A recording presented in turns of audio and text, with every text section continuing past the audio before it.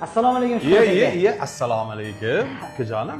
Aka, haligi maslahat bilan keldim oldingizga. Yaxshi-ku. Sizga o'xshab men ham biznesmen bo'lishga harakat qilyapman-ku.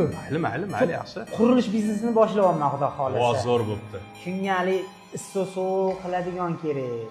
Shunga nima qiling? Tavba qil.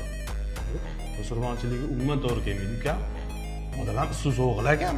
Vow, unaqa emas. Haligi uyi sovuqni ushiydigan bor-ku. Bazalt demaysanmi? Uni otini bilmayman-da, meni stiklavatasini eshitgan edim. Yo'q, maqa stiklavatalarni qo'y. Hozir bazalt degan mahsulot, men o'zim shuni ustida ishlayapman. Ukam O'zbekiston bo'yicha nomer 1 menda. Zo'rami? Yo'q, ukajonim. Yur ko'rsataman. Yuring. Yur.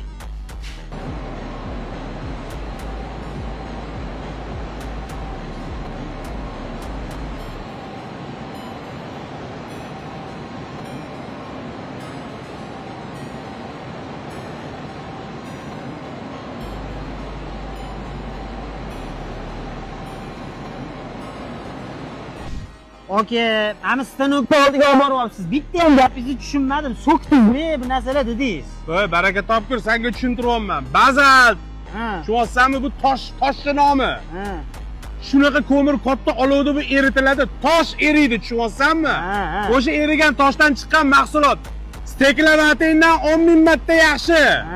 Tushunasizmi? Sovug'i dedim, sovug'iga zo'r chidamli, issiqlarga zo'r chidamli, ligirinovka qiladi. Hozir eng talabga javob beradigan. Busiz hech qaysi uy qurilmayapti. Qo'l qo'yilmayapti uylarga. Qo'yganingdan keyin shel bor-ku, shel. Teshik, tomdiki teshiklar. Yopadi hammasini dedim. Qanaqa so'kdimda?